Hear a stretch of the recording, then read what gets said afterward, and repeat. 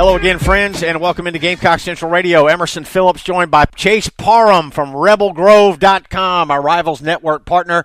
Chase will bring us the Ole Miss perspective today ahead of Saturday's noon kickoff at Ole Miss, Gamecocks and Rebels SEC action this Saturday. Chase, how you doing? I'm doing great, guys. Really appreciate it. We appreciate you taking time to join us today. RebelGrove.com is the website. You can read up on Ole Miss there. And Chase, Ole Miss coming in 5-3, 1-3 in the SEC. And a bye week last Saturday. Ole Miss has healed up a little bit, and I was reading today that looks like defensive back C.J. Miller will return, and that's going to free up one of your safeties who had moved to corner to move back to his original position. The bye week always helps injury-wise. Yeah, no doubt. They had to have that week because it's a thin team. When you look at Ole Miss, they're still on probation. They've been dealing with scholarship restrictions for multiple seasons, and while the scholarship restrictions weren't crippling, they removed all margin for error. So Ole Miss in this season, they lost Jalen Jones in the opener. He was the best defensive back on the team. They lost C.J. Moore, a senior safety, later in the year as well. They lost Montreal Custis, who was maybe their best, star, their linebacker safety hybrid position. So they are banged up. They've had a wealth of injuries hit them throughout the year. They've had to move two running backs into the defensive secondary, one a true freshman, one a player who had been there previously and just not gotten any playing time. So it's been mix or match for an Ole Miss defense that, frankly, hasn't been very good the last two seasons. They're giving up around 500 yards per game, and they just have a wealth of either talent issues or, because of the inexperience and then the lack of depth, having to put people in situations that they can't necessarily excel in. So it's been a big mix and match. It's been a laborious situation for Ole Miss from a defensive standpoint, and it puts a lot of pressure on the offense because they just got to keep scoring. Anytime they don't score, it seems like they don't hold serve as a team. Ole Miss with wins over Texas Tech, Southern Illinois, Kent, Louisiana Monroe, and at Arkansas, losses to Bama, LSU, and 2 weeks ago, 31-16 against Auburn. Chase, talk about Ole Miss with Matt Luke, the former offensive line coach who Will Muschamp talked about him this week in the midweek press conference, and he talked about Little, Patterson, and Rawlings, the center, left guard, left tackle for Ole Miss, the strength of that O-line, and Muschamp said they're as good as anybody South Carolina's faced this year. Yeah, the offensive line is extremely good, especially in pass protection. Pro Football Focus had Ole Miss as the number one pass blocking team in the nation as of a couple weeks ago. Run blocking not quite as strong, but they do a pretty good job for Scotty Phillips, the JUCO transfer running back that's on pace for well over 1,000 yards this season. But it's all about pass blocking. It's all about protecting Jordan Ta'amu and giving him time to get to those receivers with A.J. Brown and DeMarcus Lodge. They are missing DK Metcalf, another potential first-round pick in the NFL draft for the rest of the season.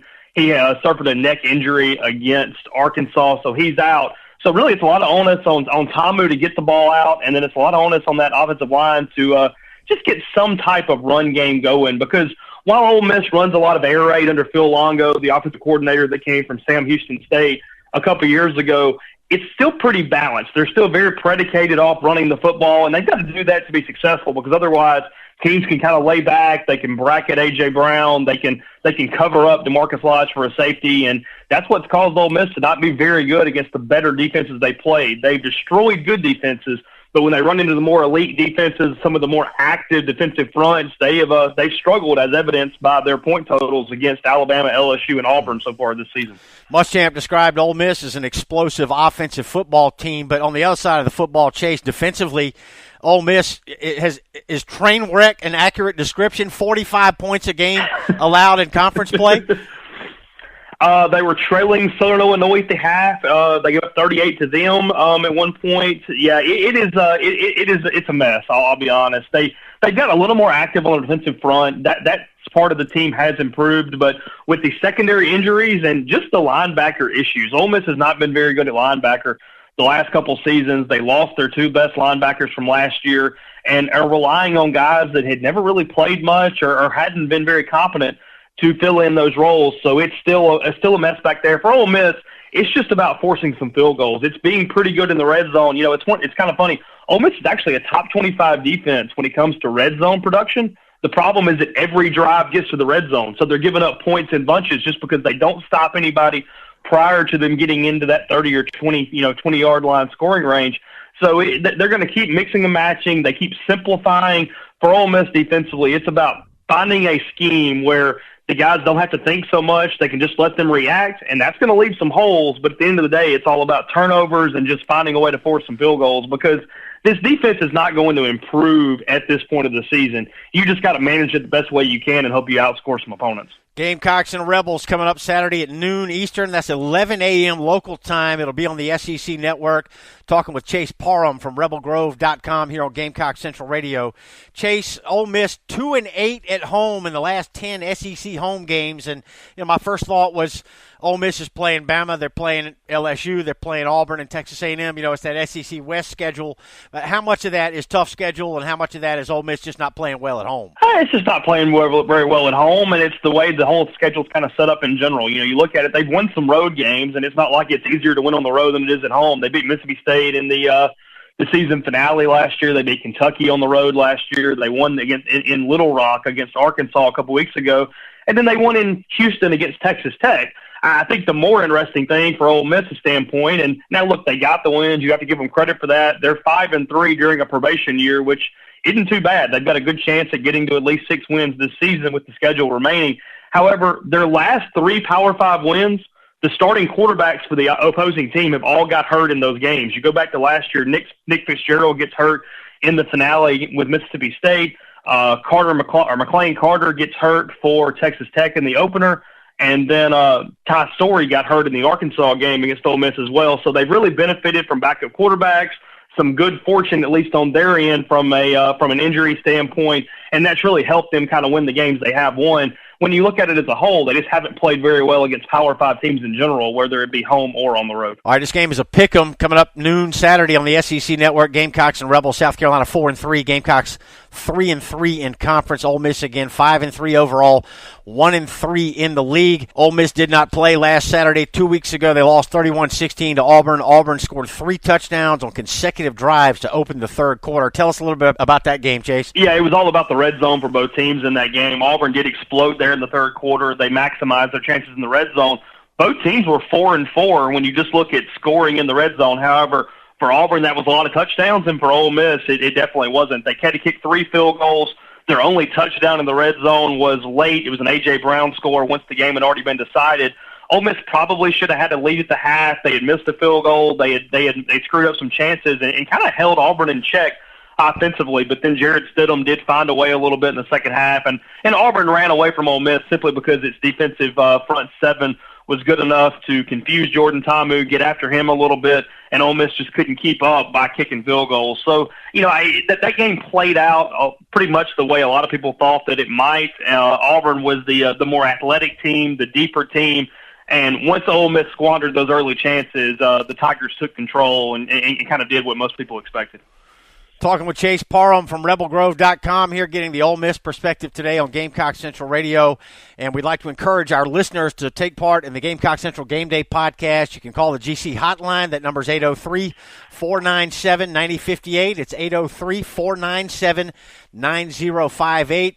You call in, you leave a voicemail. We'll play that recording of your voice on Saturday's Game Day podcast here on Gamecock Central. Take advantage of the GC hotline and get involved with Gamecock Central's Game Day podcast. Chase, how is life in the SEC West?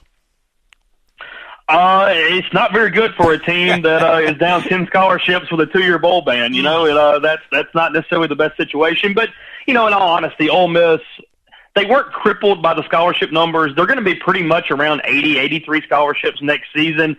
The bowl ban, even if the appeal doesn't work, they're back into a bowl eligibility next year. They kind of survived it. And for Matt Luke and for this program, this has been all about just normalcy. It's getting rid of every day talking about NCAA investigations or Hugh Freeze and his scandal or anything like that.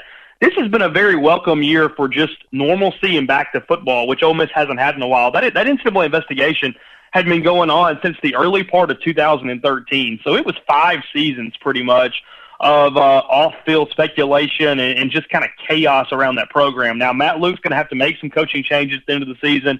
He's kept several of Hugh Freeze's assistants. I think he's going to try to put his mark on the program with some coaching hires in addition to the ones he's already made. So there's going to be some more normal chaos for Ole Miss, but just getting past all the other stuff, getting past the Hugh Freeze era, no matter what this thing has looked like for Ole Miss this season, it's a welcome sight compared to what they were dealing with. You've really led right into my next question, which is about the NCAA sanctions. Take us through that, what that's been like for fans and for the program to have to deal with this. You mentioned 2-year bowl ban, scholarship reductions, and you said that Ole Miss has survived thanks to Matt Luke and that staff. But I'm just wondering what that's like for the fans and for the program having to deal with that. Yeah, it's for the fan base. It's a mix of anger and apathy. They'll have weeks where something comes out and everybody's very, very frustrated, and then you have a lot of fans that kind of go, "Hey, I'm going to check out from this. I'm going to spend my discretionary income somewhere else till it's all over." It's been a troubling thing. It's been a very difficult thing, especially as you mentioned in the SEC West, where there's certainly no day off or week off, and you can become 6th or 7th in that division, very, very easily. So, it's been a deal where Ole Miss has just had to kind of develop some thick skin and deal with things as they come, because there were 2 different notice of allegations. It wasn't even like Ole Miss got hit with all of it at one time. They went a year, got what they thought were going to be, the predicted penalties, and then draft night happens with all the Laramie Tunsil stuff when his Instagram and his direct messages were hacked and all that stuff, and then they kind of add on to it. So they get another year thrown on there. At one point, Hugh Freeze basically calls Laramie Tunsil's stepfather, Lindsey Miller, a wife beater.